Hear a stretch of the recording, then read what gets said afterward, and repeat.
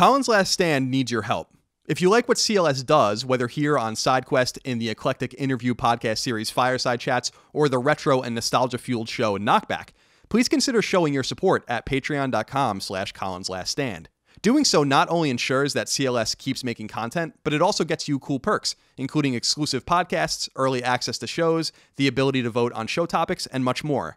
Thank you for your kindness, generosity, and support. Without you, Colin's Last Stand cannot and will not exist. Now, on to the show.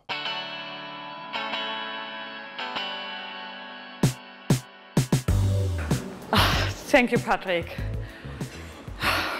E3 kicked off a bit earlier than usual this year, with Electronic Arts holding its annual pre-show press conference on Saturday. And it was fitting that EA went first, since I think most gamers are pretty united in the opinion that the publisher showing is, by tradition, the least exciting and least important conference of E3, year in and year out. That's strange, of course, since EA is such a gigantic and important entity in gaming, but let's be real. Much of what they do well, and yet they've annualized and sequelized so many of their properties that we know exactly what they're going to show, and there are rarely any surprises. This is far from being a Bethesda press conference, for instance, and it's leagues behind the hardware manufacturer's showings. But that's just EA, that's how they roll, so let's not hold it against them. I actually want to start my brief review of the conference with something that was tagged towards the end of the show, since it was pretty important. CEO Andrew Wilson came out right before the Anthem presentation that capped the end of the show, touching on some of the themes that I mentioned in my E3 strategies video from last week. Namely, I said that EA needed to build trust with the players, since EA's relationship with its player base is incredibly poor and incredibly earned. And I think Mr. Wilson's speech was a step in the right direction. Why this wasn't at the very top of the show, or at least spoken by Mr. Wilson when he first took the stage, I don't know. But I'm glad EA as a publisher is acknowledging its shortcomings. Wilson discussed EA's emphasis on playing anywhere, on players being treated fairly by the publisher, on valuing your money, your fandom, and your attention in such a crowded marketplace. Did he come right out and say that EA is sorry for how things have been going the last few years? No, and maybe it's a tad bit naive to ever expect that they would be so blunt and forthcoming. But I wanted to give credit where credit is due, because I thought that was a nice portion of the conference. But what about the games? Well, like I said earlier, EA's presentation was predictable, but that doesn't mean that there wasn't anything exciting tucked in there. Battlefield 5 opened up the festivities, and while we saw the game in its reveal towards the end of last month, it was cool seeing more of it, and getting a taste of what's in store when it launches on October 19th later this year. Obviously, Battlefield's destruction mechanics were a focus, but customization was also put forth as something worth talking about, particularly because the representatives on stage from DICE mercifully confirmed that Battlefield 5 will have no loot boxes whatsoever, nor a premium pass. While it's probably difficult for the far-flung studio to make decisions based on its failures with another game, in this case Star Wars Battlefront 2, these were decisions that clearly had to be made to convince the players to give EA and DICE a pass after dropping the ball so badly last fall. The crowd response to the announcement was surely noticeable. When Battlefield 1 came out in 2016 and explored World War I, I was especially smitten with its single-player campaign, which allowed us to view the conflict through the lens of multiple unrelated characters, often on conflicting sides.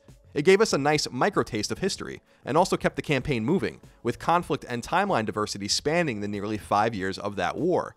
It sounds like we're going to get a similar campaign in Battlefield 5, which is set to be revealed in more depth during Xbox's press conference. While I'm confused by the name, why jump to 5 after reverting to 1 2 years earlier? Battlefield 5 looks really cool, even if it's getting a Battle Royale mode, because why wouldn't it? That's not going to get old at all. EA wisely split up its sports presentations, although I thought all of them were largely unnecessary. I'll reiterate what I said in my strategies video. EA isn't going to sell an extra copy of FIFA, Madden, or any other sports game by showing it at E3. Those games sell to a loyal audience of millions who buy them year in and year out, not to mention a casual audience that doesn't watch E3. So I, like most of you, spaced out during FIFA 19's lengthy presentation following Battlefield 5's strong opening. And by the time they got to NBA Live 19 and Madden 19 later in the show, I was essentially comatose, though I must admit that I appreciate that Electronic Arts keeps on keeping on with NBA Live, not ceding the hill to the traditionally far superior NBA 2K franchise. I respect that they're not willing to say die, even if it's probably not going to work out. Star Wars played a fairly central role during EA's presentation, although it was what wasn't shown that was perhaps most interesting. The host of EA's conference, Andrea Renee, went to the audience to speak with Respawn Entertainment's co-founder and CEO Vince Zampella, a man you'd know best from the old Call of Duty games, and a studio you'd know best for the Titanfall franchise. EA fully acquired Respawn at the tail end of last year for around $150 million, and so you know they're going to expect bigger things out of the studio than Titanfall. And while we knew they were working on a Star Wars game, Renee's conversation with Zampella netted us a name and some scant details. The game is going to be called Jedi Fallen Order. It takes place in between Revenge of the Sith and A New Hope, and you play as a Jedi. Oh, and it's going to come out next holiday season in 2019, so don't get too excited. The other Star Wars game that EA focused on was the already released, incredibly divisive Star Wars Battlefront 2. And since I gave Andrew Wilson credit for opening up about EA's failures, I suppose I should also give the representative from DICE credit, who came on stage and said, quote, "Clearly we didn't get it quite right," end quote, when they released Battlefront 2, and that it changed their entire approach to Battlefront 2's post-release environment, stymieing their plans and forcing them to focus on other things that will more immediately make the player base happy. While bringing up the game's thuggish arrival was probably unavoidable, I tip my hat for the self-deprecation. As for what's coming to Battlefront 2, it's exciting, I guess. DICE is going to focus on the Clone Wars for a future series of expansions, with characters ranging from Grievous and Obi-Wan to Dooku and Anakin making appearances. Don't worry though, I still hate General Grievous. Don't even get me fucking started on Jango Fett, Greg, because I'm gonna fucking lose my mind. I won't get you started. We can move on. We don't have to do it. One EA initiative that I actually love is the EA Originals brand, which is basically Electronic Arts' indie game incubation vertical. And as we saw most recently with the meteoric success of A Way Out, this brand can produce major hits that we'd otherwise never catch a glimpse of. 2 new EA original games were revealed during the middle portion of the press conference, and one, believe it or not, is available for you to play right now. Unravel, which EA Originals launched in early 2016, already has a sequel called Unravel 2. It can be played alone or in co-op, and it's downloadable as we speak. I don't recall many people being blown away by Unravel, so it was a bit surprising to see a sequel, especially so soon, but there it is nonetheless.